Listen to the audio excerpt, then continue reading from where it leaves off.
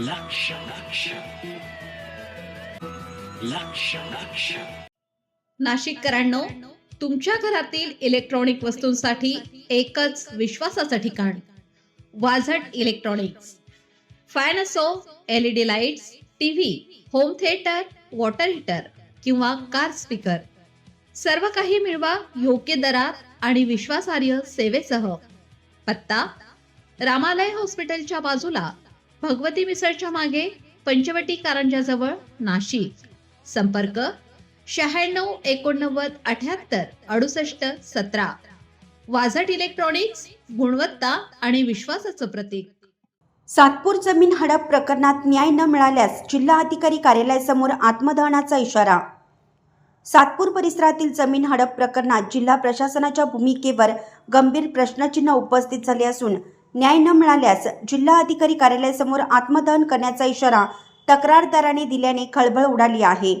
मौजे सातपूर येथील अशोकनगर भागातील गट क्रमांक 492, 493 संदर्भातील कथित बेकायदेशीर फेरफार प्रकरणात दोषी संबंधितांच्या विरुद्ध कारवाई होत नसल्याचा आरोप करत तक्रारदार सुनीता प्रभाकर दोंदे यांनी महसूल प्रशासनाविरोधात तीव्र नाराजी व्यक्त केली आहे. या संदर्भात दिनांक 24 फेब्रुवारी 2026 रोजी तसेच त्यापूर्वीही जिल्हा अधिकारी कार्यालयाकडे लेखी तक्रार देण्यात आली असल्याचं त्यांनी सांगितलं.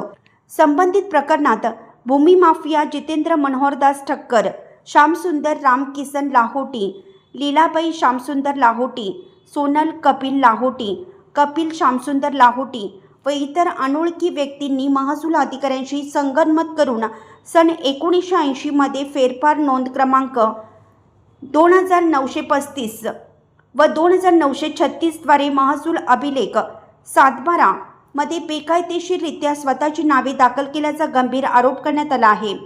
या प्रकरणात कोणतीही नोंदणीकृत खरेदी, खत किंवा मोबदल्याचा व्यवहार झालेला नसताना महसूल अभिलेखात फेरफार करून जमीन बळकावल्याचा प्रकार घडल्याचा दावा तक्रारदारांनी केला आहे. या बेकायदेशीर नोंदणीच्या आधारे संबंधित भूमाफियाकडून त्यांच्या कुटुंबाला मिळकतीवर वहिवाट करण्यास अडथळे निर्माण केले जात असून सतत दबाव व धमक्या दिल्या जात असल्याचंही त्यांनी म्हटलं आहे.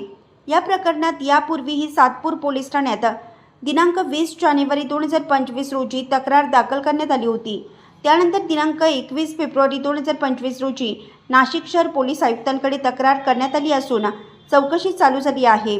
मात्र जिल्हा प्रशासनातर्फे इतक्या गंभीर प्रकरणात आजपर्यंत कोणतीही ठोस कारवाई झालेली नसल्याचा आरोप तक्रारदारांनी केला आहे.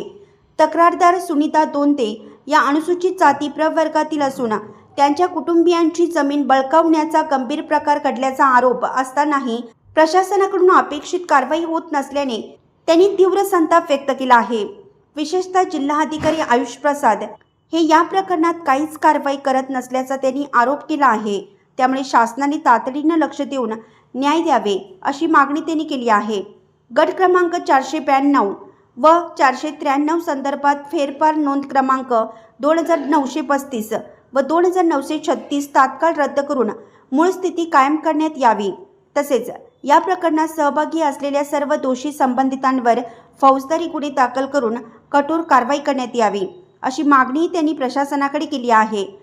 दरम्यान प्रशासनाने या गंभीर प्रकरणाकडे तातडीनं लक्ष देऊन न्याय दिला नाही तर जिल्हा अधिकारी कार्यालयासमोर आत्मदहन करण्याचा इशारा देण्यात आला असून या घटनेची सर्वस्वी जबाबदारी जिल्हा अधिकारी आयुष प्रसाद व प्रशासनाची राहील असा इशाराही तक्रारदारांनी दिला आहे.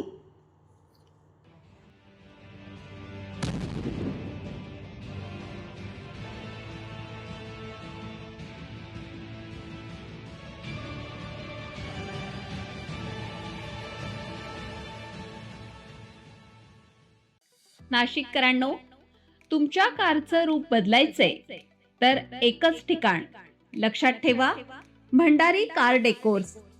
कार सीट कव्हर पासून ते अँड्रॉइड सिस्टीम पर्यंत, headlights, matting, ceramic coating, sun control films, audio video system, woofers, alloy wheels, सगळं काही एकाच छताखाली. बेस्ट टॉप अपग्रेडेशनसाठी फक्त भंडारी कार डेकोर्स. ठिकाण: वज्र कॅपिटल, शिंगाडा तलाव, नाशिक. संपर्क: 98 22 47 56 78. भंडारी कार डेकोर्स, विश्वासाचं नाव, दर्जेदार कार ॲक्सेसरीजचं ठिकाण